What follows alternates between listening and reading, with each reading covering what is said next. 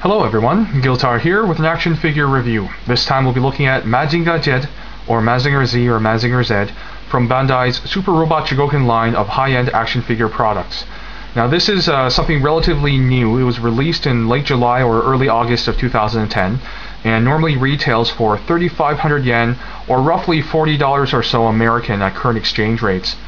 Now, starting off with the packaging itself, I have to say I really do like it. Functionally speaking, it's very reminiscent of the SH Figuarts and Robot Damashi line of action figure products, with a relatively small, compact box for the figure. And it doesn't have the greatest sort of window for looking at the figure. If you can see between these sort of stylized speed lines or action lines here, there is clear plastic for viewing, and it would look a little more apparent if there was the figure inside, so they can actually see bits of color peeking through. But I do like the effect where you get sort of a peek at what's inside. But on the cover, aside from this sort of stylized graphic designish sort of speed lines or action lines, we have actually a photo of the Mazinger Z figure here. There's this sort of cardboard banner strip down at the bottom, which I've seen before in the SH Figuarts and Robot Damashi lines. Very nicely done, with some more information of the line, photo of the figure. On the side, there's a photo of the figure there. Some more photos on the back with some information about the features of the figure, such as the joint design. There's also an advertisement for an accessory pack they can buy for Mazinger Z, which is about 1,000 yen, or just over $10 American. So yeah, actually, you probably can't make it out here, but at the top it says Compact Impact, which I think is the sort of tagline for the Super Robot Chogokin line, which is kind of interesting. At the top here, I really do like this sort of stylized design for a Mazinger face or head here. So that's the packaging. That being said, let's look at the figure. So as you can see, Mazinger Z here is very nice looking. I have to say, it's just a great looking figure, a wonderful representation of the Mazinger Z design. To be honest, I am a fan of the retro robot designs, the super robots. I like super robot designs as much as real robot designs, even though I usually, tend to favor real robot designs. Super robot designs like Mazinger Z, for some reason, just really click with me. And in some ways, I really like the look of the design because it's so clean and straightforward. There's nothing intricate or detailed or basically fancy schmancy for the design to hide behind. It lays it all bare, and you basically see either a good design or a bad design, and there's nothing hiding it. There's nothing to conceal the flaws behind. And I think Mazinger is a very iconic design for anybody who's a fan of mecha, Japanese robot designs. Something like the Mazinger design is something I think is akin to the Superman design, the red, yellow, and blue sort of spandex caped uniform. That's so iconic. That stands out in so many people's minds when they think of superheroes and comics. They think of Superman, and they think of that design.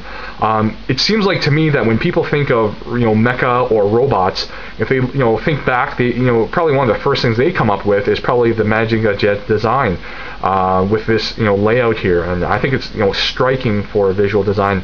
And once again, it's because partly it has nothing to hide behind. It's a really brave, bold design, in my opinion. I don't know if it was intentional. I think that was just sort of the style in the 60s and 70s. Late 60s, I think, is when Mazinger was conceived and came out in the manga. But anyways, yeah, just a really nice looking design. In addition to that, it's actually very posable. Even though it's a great looking display piece, it's a very functional display piece as well. As you can hear, the knee joints are ratcheted. It's just loaded with very nice joint design.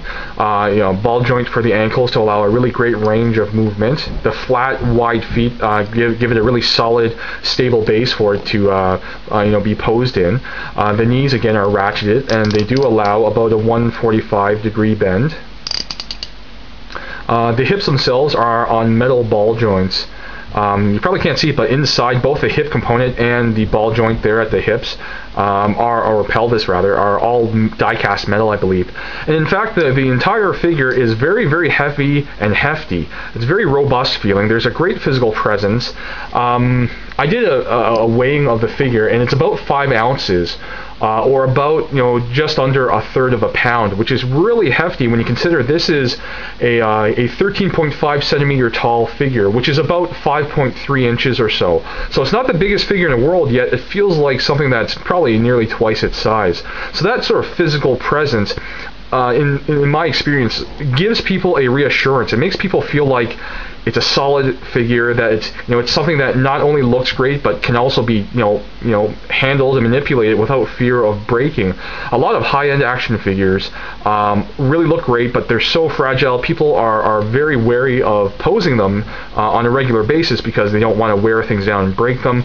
With this figure, with the ratcheted joints at the knees, with the all metal joints at the hips, and even though the joints at the elbows are not metal or all metal, they're very nice. And even actually this elbow, it has an interesting configuration, both elbows. There's a hinge joint in the central portion of the elbow, and then on the upper portion, this is actually a double hinged elbow or a double jointed elbow, where the upper portion, with the hinge joint, you're moving the elbow about that much. With the ratcheting joint, it increases the bend to about 145 degrees. And this elbow, the left elbow, is actually a little weaker. There is actually a ratcheted joint. You can't hear it, but you can actually feel the clicking. However, for this elbow, you can hear the ratchet there. So it is a quality control issue for my Mazinger figure here, where one elbow is a little weaker than the other, but both are actually functioning ratchet elbows. There is a waist ball joint component, so it allows a really great range of motion. There's a ball joint for the mid-torso or upper abdomen portion, which also allows some movement. The neck itself has 2 joints. There's one at the base of the neck where the pit of the neck is, so it allows a great range of motion there. And then there's a ball joint. There's a ball joint at the base, and there's a ball joint at the top of the neck where it connects to the base of the head. So you really get a great range of really fluid and mostly natural movement, but it looks really good for posing and for just in terms of moving the neck around. It looks actually quite nice and naturalistic, which is kind of funny when you consider this as a robot, but it is a humanoid design. The wrists are on ball joints like the ankles, so you have a great range of movement. You do have full rotation. Finally, the shoulders themselves are on a sort of multiple joint configuration. There's a hinge joint for the shoulder itself, so it can bend 90 degrees. Then within the connection from the shoulder to the torso, there's a peg so that you do have full rotation as well. And then finally, the shoulder itself, where it connects inside of the torso, is on a ball socket. So you do have a great range of circular movement there. So overall, just a really great range of articulation, especially considering the simplistic design of Mazinger. There is one sort of weakness. The hips themselves don't have the greatest range of motion, just because of the sculpting of the upper thigh and the sort of the pelvis component there. It does limit some of the articulation at the upper leg, but it still gives you a decent forward and backward and sideways bend. And you can rotate the joint here just to adjust it to get some more movement out of it if you need it. So yeah, great articulation in addition to the appearance, and again the die-cast content of the figure makes it feel very heavy. The lower legs are definitely die-cast, and I can feel the coolness of them compared to the plastic parts. The hip components again and pelvis components are metal, but I'm thinking there must be interior metal components, because just these few parts themselves don't really account for all the weight that I'm feeling throughout the figure. So there must be internal metal components, and I think definitely part of the torso must be metallic. Anyways, in addition to those qualities, the figure actually comes with several accessories as well. There are 2 clenched punching fists that are attached by default to the figure when you get it in the packaging. There are a pair of grip hands that you can use for holding the Mazinger blade here, which is another accessory. There's a Kyoka Gata, or reinforced forearm bit, that just pegs on, it fits over the forearm and pegs on to the ball joint wrist connector. Then there are 2 reinforced fists, or hands rather. There's a fist for punching, and then there's a splayed open hand as well, which I'll show you guys here. So here's the reinforced splayed open hand, two splayed open normal hands, and this is the other grip hand at the top here. The hover pilder actually is a separate component, which is normally stored at the top of the packaging here. You can remove it, but just be careful with it because it's really small, very well detailed and sharply sculpted. But because it's of its diminutive size, it's inherently fragile. So it's very nicely done, and it pegs onto two pegs at the top of the inside of the head here. And just be careful when you're attaching it because you don't want to apply too much force in the wrong direction. Otherwise, you will stress or even break the hover pilder's top fin. So that pretty much does it for the accessories. There is only one more thing, which is this attachment for a display stand. It actually attaches via a slot at the back of the posterior of Mazinger. It just pegs in, and then at the bottom there's a circular port which fits onto any sort of cylindrical peg you can use for a display stand, like the Tamashii Stage Act stands, or like even a Revoltech stand I think could be used. However, because of the Revoltech stands, their inability to really support that much weight, something as heavy as the Mazinger figure here would probably not be ideal for Revoltech stands unless you sort of played around with it and modified it so that it would be a little more sturdy.